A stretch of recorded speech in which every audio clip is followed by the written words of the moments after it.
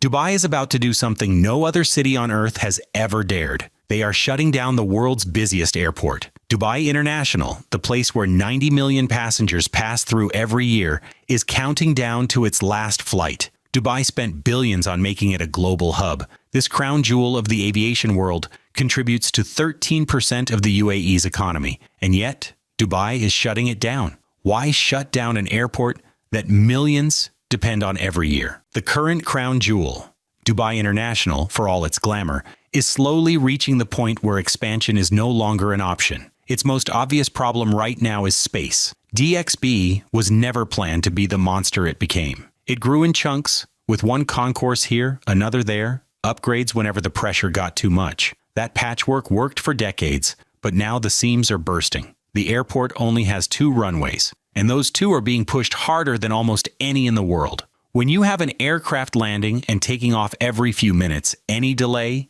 even something as small as a flat tire on the runway, cascades into chaos. Compare that to Atlanta with 5 runways or Istanbul with room for 4, and you see how fragile DXB really is. 2 runways are not enough for an airport that wants to stay number 1, and expansion is not an option here. The airport is boxed in on every side. Look at the perimeter. There are densely packed neighborhoods, skyscrapers, malls, and highways all pressing against the fence. There is no land left to carve out a new runway, and there is no realistic way to push the boundaries outward without demolishing half the city. You cannot bulldoze downtown Dubai just to add some taxiways. The airport is trapped by the very city it helped create. The restrictions don't stop there. Being surrounded by residential areas means strict noise limits. Flights cannot operate at maximum flexibility, and future regulations are only going to get tighter. The world is moving toward quieter skies, stricter emissions caps, and more environmental oversight. DXB was built in an era when none of that mattered, and retrofitting an airport that size for modern sustainability standards is a nightmare. Cooling terminals in desert heat already eat huge amounts of energy, and the systems in place were never designed with net zero goals in mind. Every year, the carbon cost of keeping DXB running grows harder to justify. And then there is competition. The region is in an aviation arms race, and Dubai is boxed into a corner. Istanbul's new mega hub already boasts the ability to handle over 200 million travelers. Doha has rolled out beautiful new terminals designed for the next generation of passengers. Saudi Arabia is racing ahead with King Salman International in Riyadh, planned to handle up to 185 million. Meanwhile, DXB is capped at its current size, with no chance of matching those figures. Airlines know it, passengers know it, and if Dubai doesn't act, its crown is going to slip. Another quiet threat is the rise of long-haul aircraft that can skip stopovers altogether. Planes like the Airbus A350 and Boeing 787 are linking cities directly that used to depend on hubs like Dubai. Travelers who once had no choice but to pass through DXB can now fly non-stop from Europe to Australia or Asia to America. That undercuts the very reason DXB became so powerful, being the essential middle stop between continents. If you add that to the growing capacity of rival airports, you see why Dubai cannot just hope to hold on. So the writing is on the wall. Expanding DXB is not realistic. Renovating would be an endless, costly battle against physics, regulations, and geography. And doing nothing would mean watching rivals take over. Building Al Maktoum. So if Dubai cannot squeeze another drop of life out of DXB, where do they go from here? The answer rises in the desert about 30 miles south of the city. Out there, beyond the high-rises and the crowded highways, they are building something that makes even DXB look small. And when we say small, we mean tiny. This new giant is called Al Maktoum International, or simply DWC. Calling it an airport doesn't quite do it justice. It is more like an entire city designed around aviation. The numbers sound unreal. A projected 260 million passengers a year, 5 runways running in parallel so no aircraft has to wait, and a terminal complex that could swallow the current DXB whole and still have room to grow. To put it simply, this is a redefinition of what an airport can be. Let's break it down. The runway setup alone is huge. Most major airports dream of 3. Dubai is going straight for 5. With that kind of capacity, they can handle more than 400 aircraft movements at the same time. That means the constant delays and traffic jams that plague DXB today won't exist in the same way out here. And then there are the terminals. 2 enormous central halls, each with its own web of concourses branching out like wings. Passengers won't need to spend half an hour on shuttle buses anymore because everything is being linked by underground trains and people movers. The idea is to move travelers from check-in to gate in minutes, not hours. The whole operation is built with efficiency in mind, and that's a massive shift from DXB's stitched-together sprawl. But size alone doesn't make this project radical. It is the technology inside that changes everything. Forget the long passport queues you are used to. At DWC, biometric corridors will scan your face or iris and clear you instantly. You walk through and the system already knows who you are and where you are going. Baggage won't be tossed around by conveyor belts that jam every few hours. Instead, it will be handled by automated robots and tracked in real time with smart sensors. The days of your bag disappearing into a black hole are, in theory, over. The best thing is that the entire airport will run on what's called a digital twin. That means every single part of the airport, including planes, passengers, luggage, even food carts, will have a virtual copy inside a computer system. That digital twin can predict bottlenecks before they happen, reroute flows automatically, and keep the machine running without human delay. It's basically giving the airport a brain that never sleeps. Now, logistics is another area where Dubai wants to pull ahead. Right next to DWC sits Jebel Ali Port. It is one of the busiest container hubs on the planet. The plan is to connect air and sea so seamlessly that cargo can move from ship to plane in record time. Say you need an aircraft engine. It will arrive by ship in the morning and be installed on a plane that afternoon. That kind of integration has never been pulled off at this scale before, and if it works, it will set a new global standard. Sustainability is another card Dubai is playing here. They know the world is watching, and they cannot afford accusations of building a carbon monster. So DWC is being designed for net zero operations. Solar panels will cover most rooftops, recycled materials are going into the foundations, and AI systems will monitor and minimize energy waste around the clock. An airport meant to last a century must be ready for whatever climate reality looks like by 2070 or 2100. DXB was never built with that in mind. The Great Transition. Of course, none of this matters if Dubai cannot pull off the move itself. Shifting the busiest airport in the world to a brand new complex is like performing heart surgery on a city while it's still sprinting. There is no pause button. Flights have to keep moving, airlines have to stay on schedule, and passengers cannot be stranded. So the transition has to happen in carefully staged steps. The plan starts with cargo. Emirates Sky Cargo, one of the largest freight operations on Earth, will be the first to relocate. Packages and shipments are easier to test systems on than people. If a robotic baggage system misplaces a crate, you fix the software. If it misplaces thousands of passengers in real time, you have a disaster.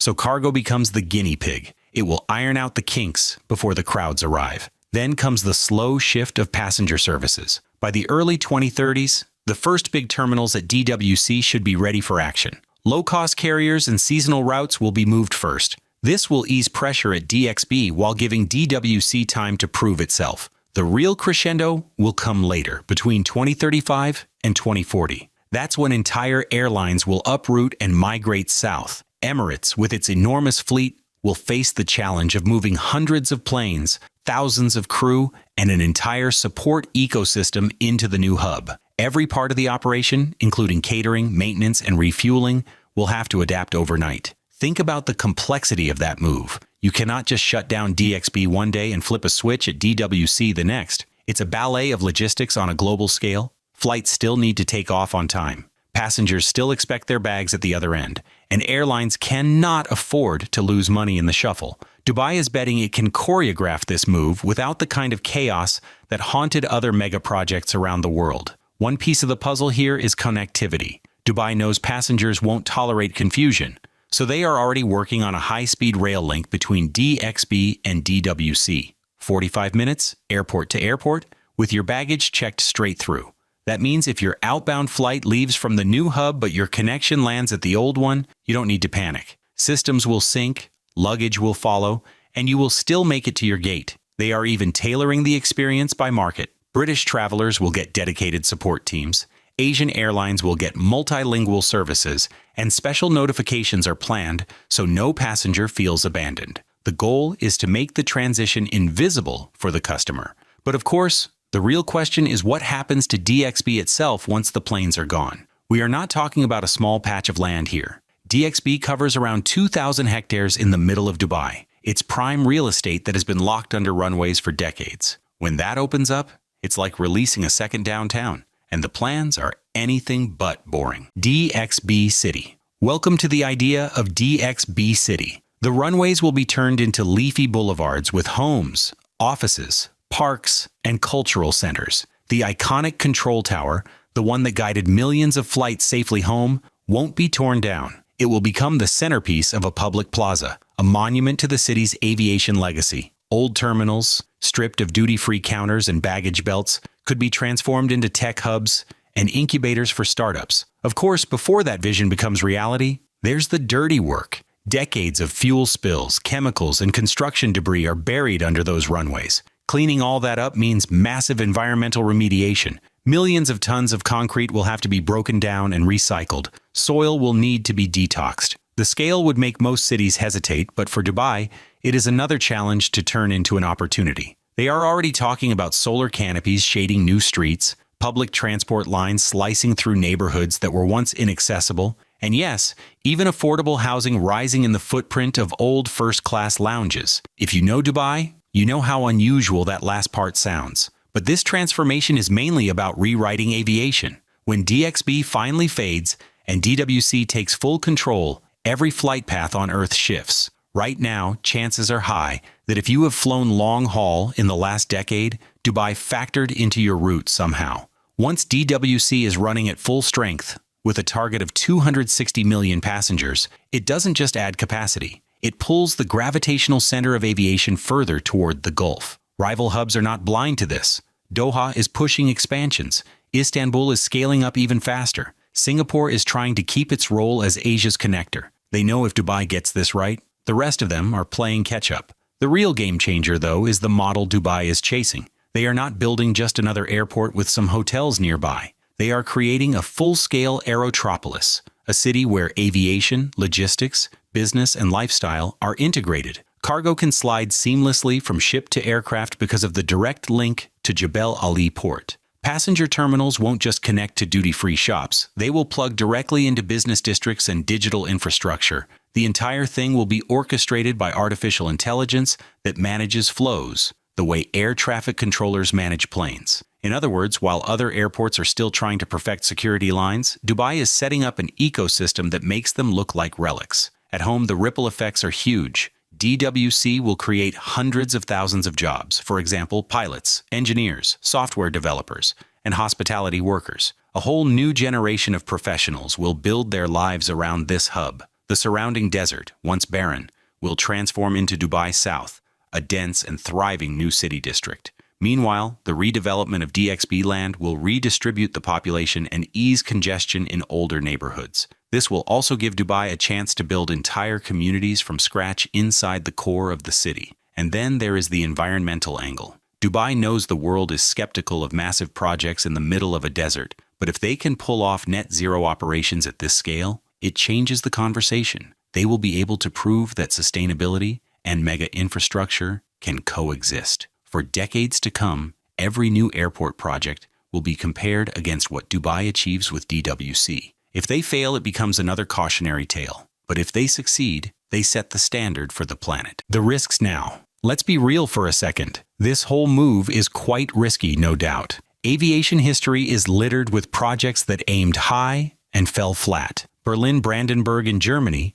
was supposed to open in 2011. It didn't open until 2020, nearly a decade late, thanks to fire safety disasters, wiring problems, and endless delays. Then there is Montreal's Mirabel, once billed as the airport of the future. Airlines hated the location, passengers hated the distance, and within a few decades, it turned into a billion-dollar white elephant. Even Hong Kong's move from Kai Tak to Chek Lap Kok, which is often seen as a success, came with eye-watering cost overruns and years of growing pains. And here is Dubai, betting bigger than all of them. It is shifting an entire city's worth of flights, workers, and operations from DXB to DWC. This is nothing like opening a new mall. It is a much bigger project. Every single schedule has to line up, every airline has to move, and every service from baggage belts to catering kitchens has to be duplicated. One serious slip, and there will be chaos across the global network. Money is another gamble. The official price tag sits around $35 billion. But let's not kid ourselves. Mega projects almost always blow past their budgets. If costs spiral or deadlines slip, Dubai could end up with a half-finished hub burning cash before it ever reaches its potential. And the timeline is tight. By the mid-2035s, DXB will be running out of road. That means DWC has to be ready. No excuses. Pull it off, and Dubai changes aviation forever. Miss the mark, and this becomes one of the most expensive mistakes in history.